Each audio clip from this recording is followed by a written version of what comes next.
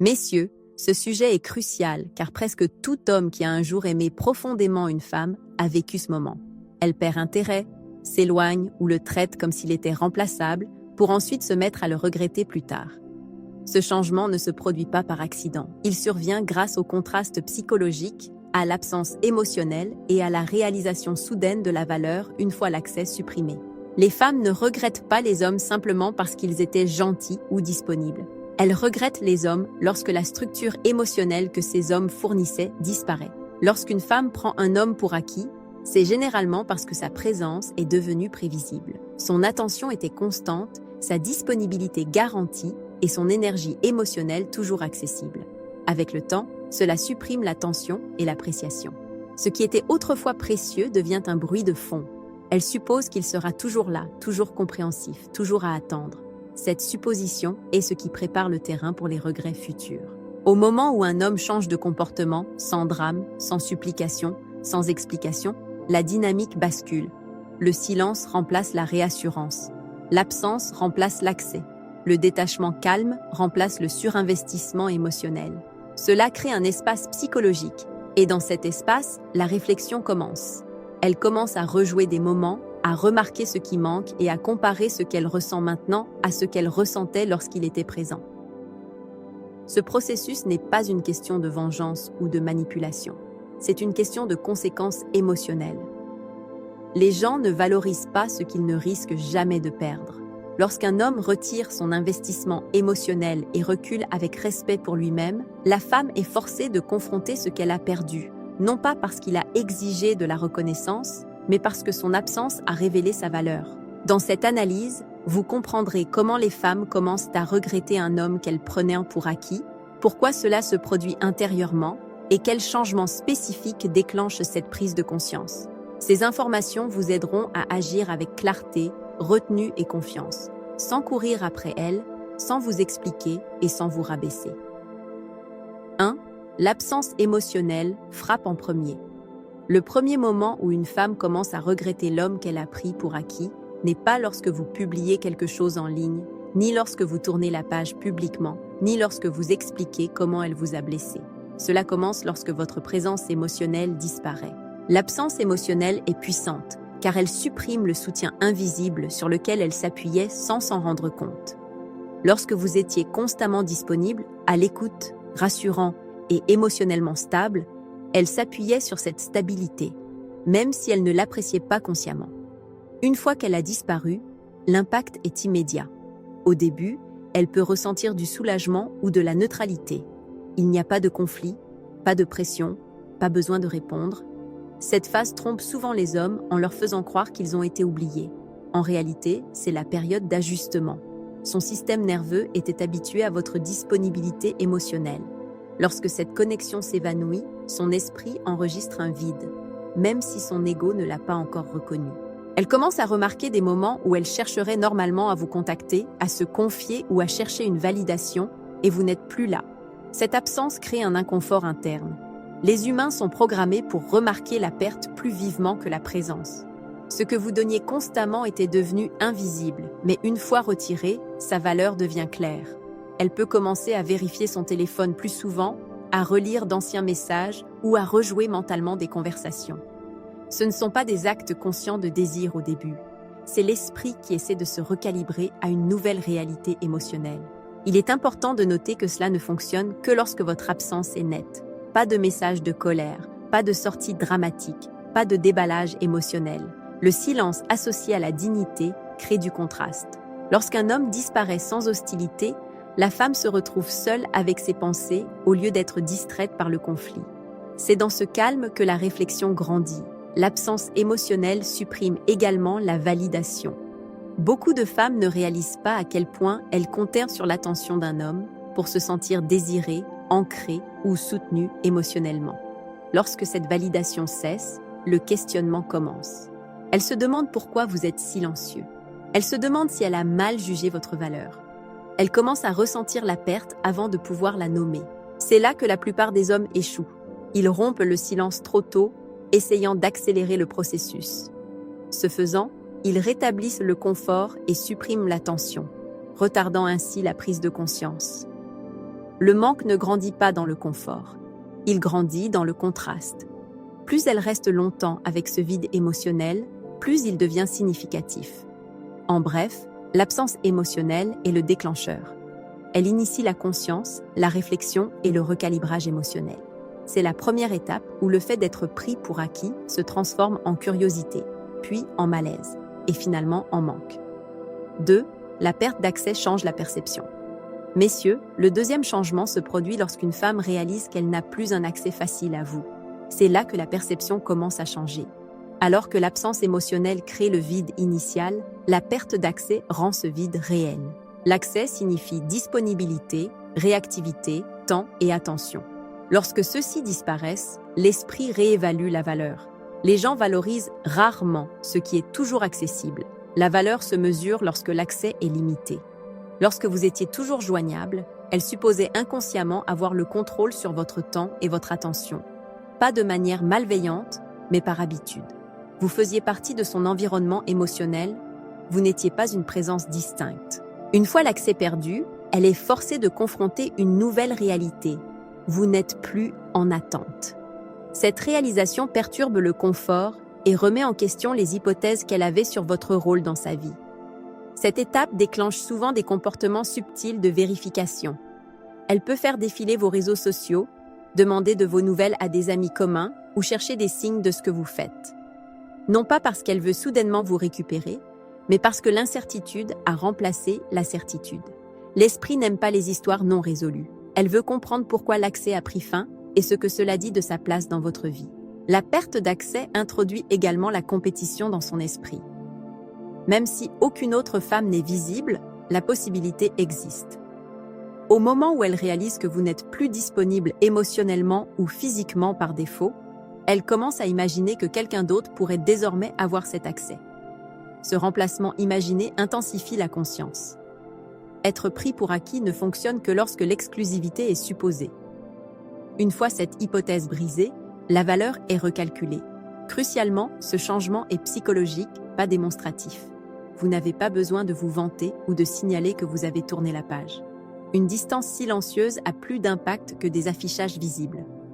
Lorsqu'un homme supprime l'accès sans explication, la femme remplit le silence avec ses propres interprétations, magnifiant souvent sa valeur au passage. Beaucoup d'hommes sabotent cette étape en se réengageant trop tôt ou en offrant un accès partiel, des réponses occasionnelles, des prises de nouvelles émotionnelles ou des signaux mixtes adoucissent l'impact. La cohérence est la clé.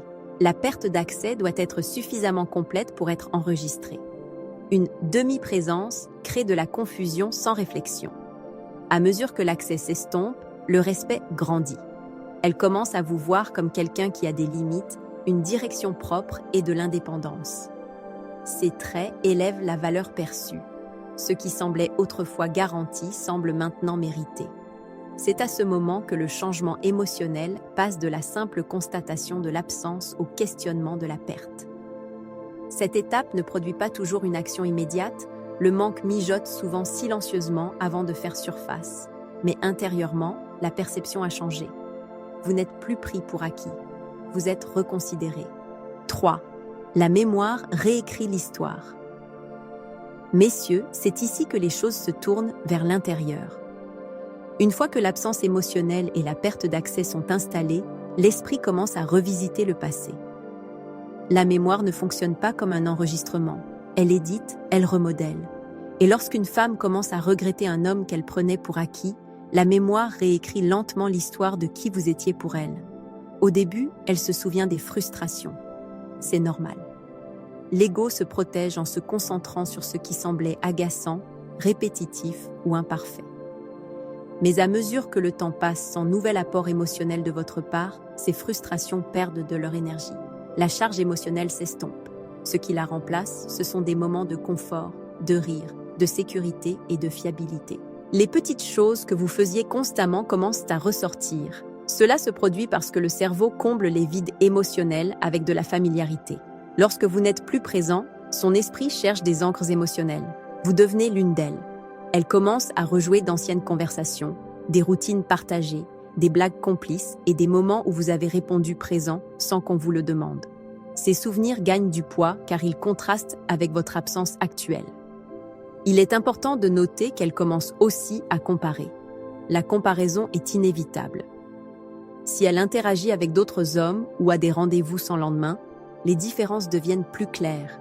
Des traits qu'elle négligeait autrefois, la patience, la stabilité émotionnelle, la présence, semblent maintenant rares. L'absence aiguise le contraste. Ce qui semblait ordinaire auparavant semble maintenant significatif parce que cela manque. C'est aussi là que le regret commence à se former tranquillement. Pas un regret dramatique, mais un regret réflexif. Elle commence à se demander si elle vous a sous-estimé, si elle a mal interprété votre constance comme de la faiblesse, ou si elle a supposé que vous seriez toujours là. Ces questions ne mènent pas toujours à une prise de contact immédiate, mais elles approfondissent le poids émotionnel. La réécriture de la mémoire fonctionne mieux lorsque vous n'avez pas empoisonné le passé. Si vos dernières interactions étaient calmes, respectueuses et ancrées, son esprit a un matériau propre avec lequel travailler. Si la fin était chaotique ou amère, la mémoire reste bloquée plus longtemps en mode défensif. C'est pourquoi la retenue à la fin compte plus que l'expression. Beaucoup d'hommes ne réalisent pas que le silence permet à la mémoire de parler plus fort que les mots. Lorsque vous cessez d'essayer de vous expliquer, vos actions deviennent le récit. L'esprit remplit les blancs d'une manière qui favorise souvent la sécurité émotionnelle et la familiarité. Cette étape peut prendre du temps. Certaines femmes la traversent rapidement, d'autres ont besoin de semaines ou de mois. Mais une fois que la mémoire change, la gravité émotionnelle augmente. Vous passez du statut d'ancienne présence à celui d'absence significative. C'est le moment où le manque devient émotionnel plutôt qu'intellectuel. Elle ne fait pas que penser à vous, elle ressent l'espace que vous occupiez. 4. La résistance de l'ego commence à se fissurer. Messieurs, c'est l'étape dont la plupart des gens ne parlent pas, mais c'est l'une des plus puissantes. Lorsqu'une femme prend un homme pour acquis, l'ego joue un rôle énorme. L'ego lui dit qu'elle a fait le bon choix. L'ego lui dit qu'elle n'a rien perdu d'important. L'ego lui dit qu'elle a le contrôle. Mais l'ego ne peut tenir cette position que tant que la réalité ne le défie pas. Une fois que l'absence émotionnelle, la perte d'accès et la réécriture de la mémoire sont en place, l'ego commence à ressentir la pression. L'esprit peut faire semblant, mais le corps et les émotions remarquent les schémas. Elle réalise qu'elle n'est pas aussi indifférente qu'elle le pensait. Cette réalisation est inconfortable. L'ego n'aime pas avoir tort, surtout à propos des gens. Au début, la résistance se manifeste par le déni. Elle peut se dire que vous étiez remplaçable ou que la connexion n'était pas si profonde. Elle peut s'enfoncer en restant occupée ou en se tournant vers des distractions. Ce n'est pas de la confiance, c'est de la défense. Lorsque l'ego se sent menacé, il évite la réflexion. Mais l'évitement a ses limites. Les moments de calme exposent la vérité. Les nuits tardives, les matins lents ou les baisses de morale créent des brèches. C'est là que l'ego commence à se fissurer. Elle remarque qu'elle pense encore à vous.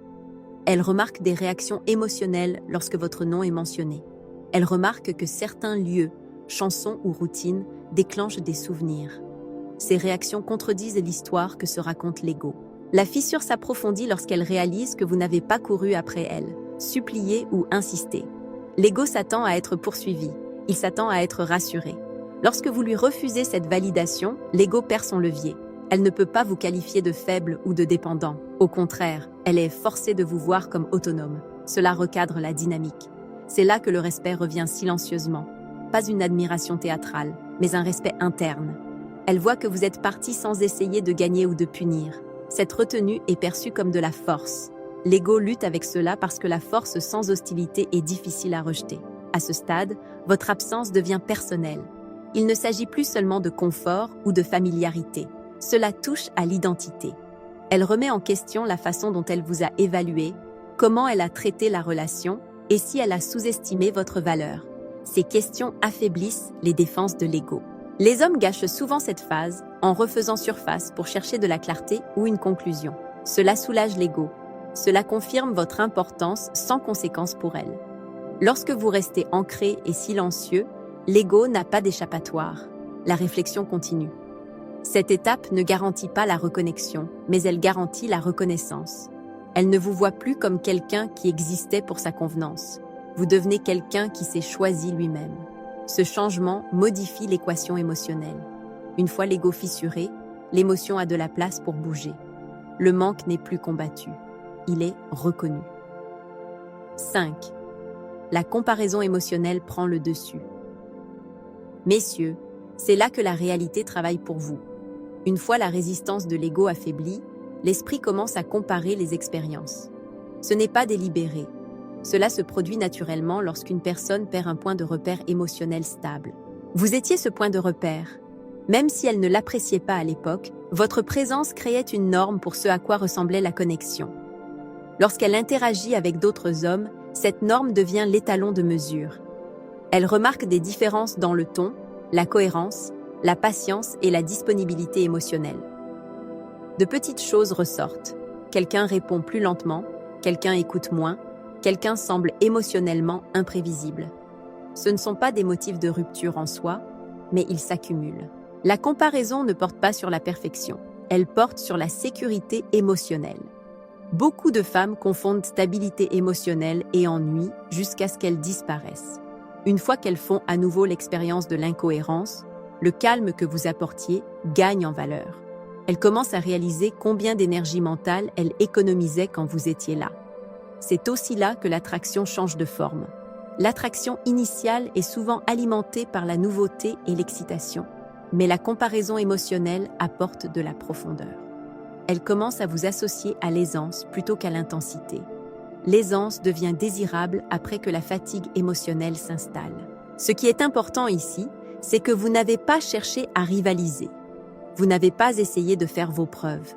Vous avez laissé la réalité parler. Lorsque les hommes essaient d'éclipser leurs remplaçants, ils se transforment en bêtes de foire. Lorsque vous restez absent et ancré, vous devenez le standard auquel les autres sont mesurés.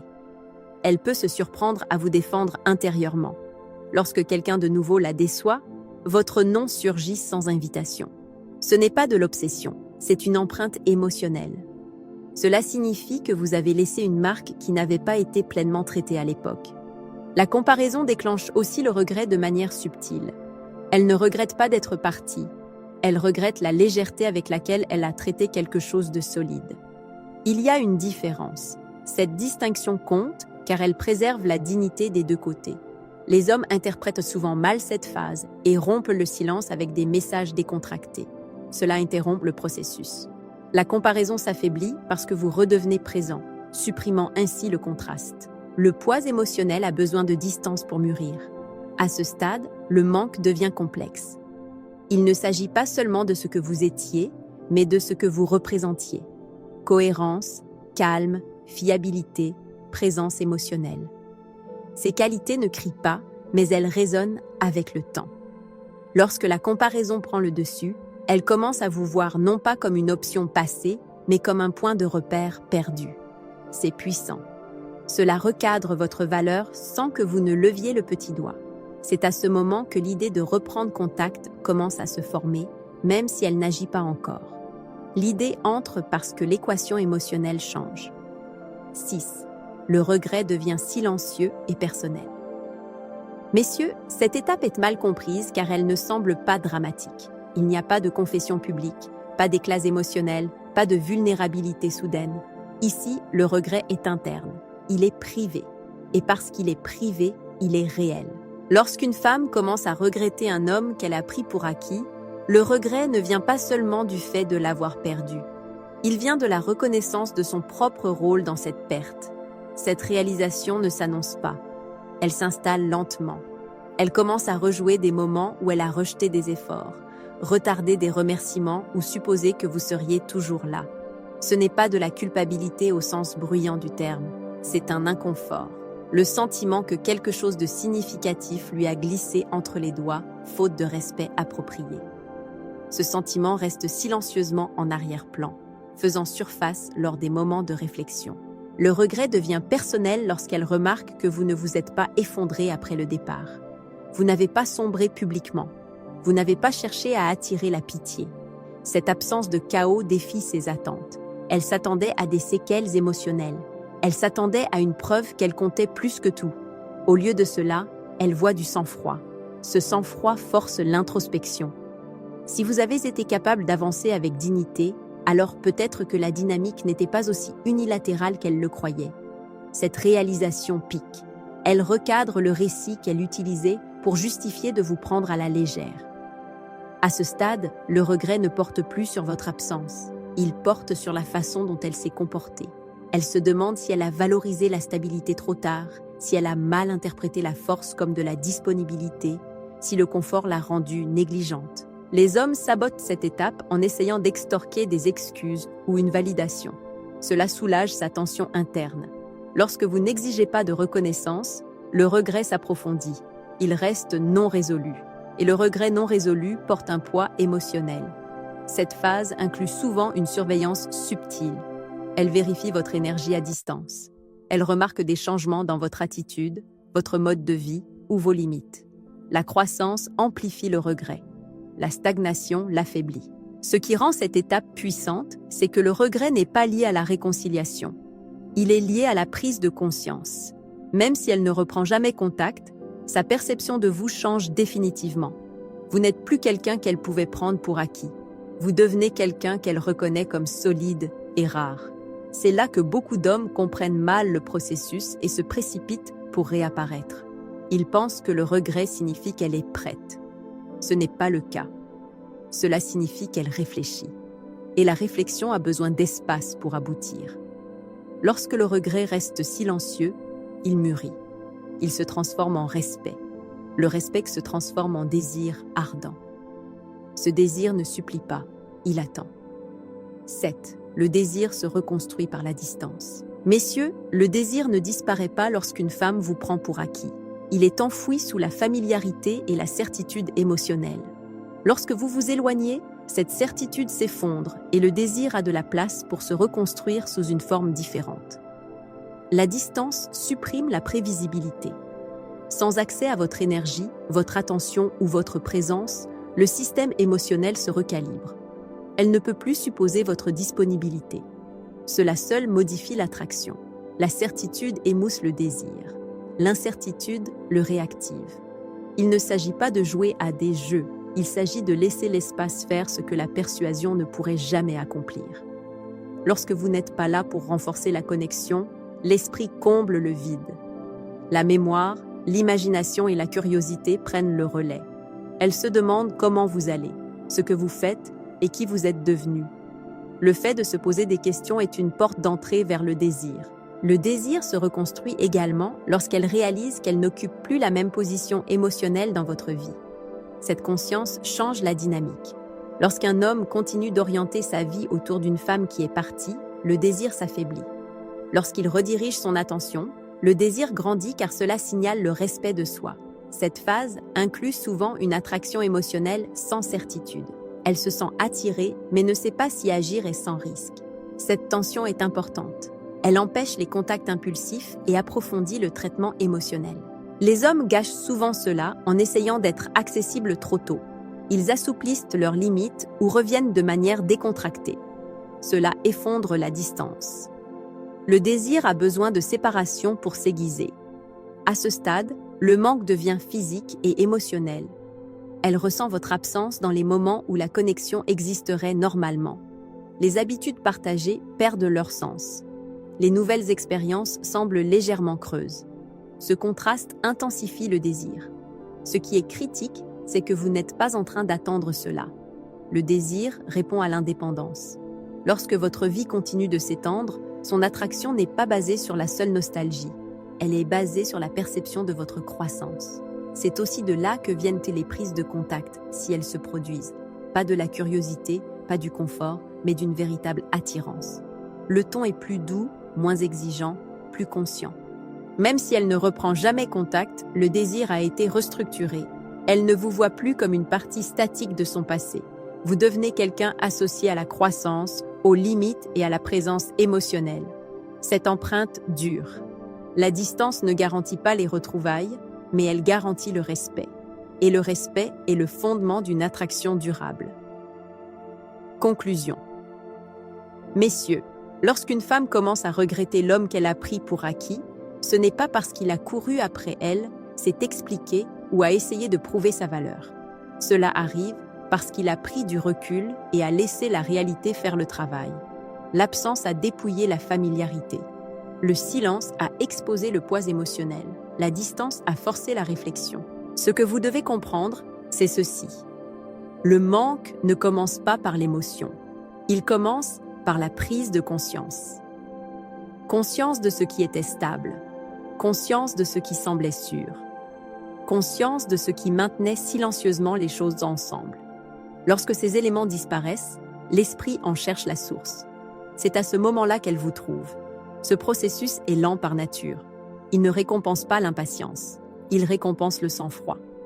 Les hommes qui gagnent ici sont ceux qui ne se sont pas précipités pour être compris. Ils n'ont pas mendié la reconnaissance. Ils ont eu confiance en la valeur de leur présence, même sans validation. Vous n'avez pas été pris pour acquis parce que vous manquiez de valeur. Vous avez été pris pour acquis parce que votre cohérence rendait les choses sûres. La sécurité est invisible jusqu'à ce qu'elle disparaisse. Lorsqu'elle disparaît, elle laisse un silence qui parle plus fort que n'importe quel argument. Qu'elle revienne ou non est secondaire. Le résultat principal est le respect de soi. Lorsque vous partez avec dignité, vous reprenez le contrôle de votre position émotionnelle. Cela seul remodèle la façon dont vous êtes perçu. Si elle revient, c'est parce qu'elle vous voit différemment. Si elle ne revient pas, vous avancez plus fort, plus clair et moins disposé à vous plier en quatre pour quelqu'un qui ne l'a pas mérité. Le vrai pouvoir n'est pas d'être regretté, c'est de devenir l'homme qui n'a plus besoin qu'on lui court après pour connaître sa valeur. Messieurs, ce sujet est important car presque tous les hommes qui ont déjà profondément aimé une femme ont vécu cette situation. Elle perd tout intérêt, prend ses distances ou le traite comme s'il était remplaçable pour ensuite commencer à lui manquer. Ce changement n'est pas le fruit du hasard. Il est dû à un contraste psychologique, à une absence émotionnelle et à la prise de conscience soudaine de la valeur de l'autre une fois que l'accès lui est refusé.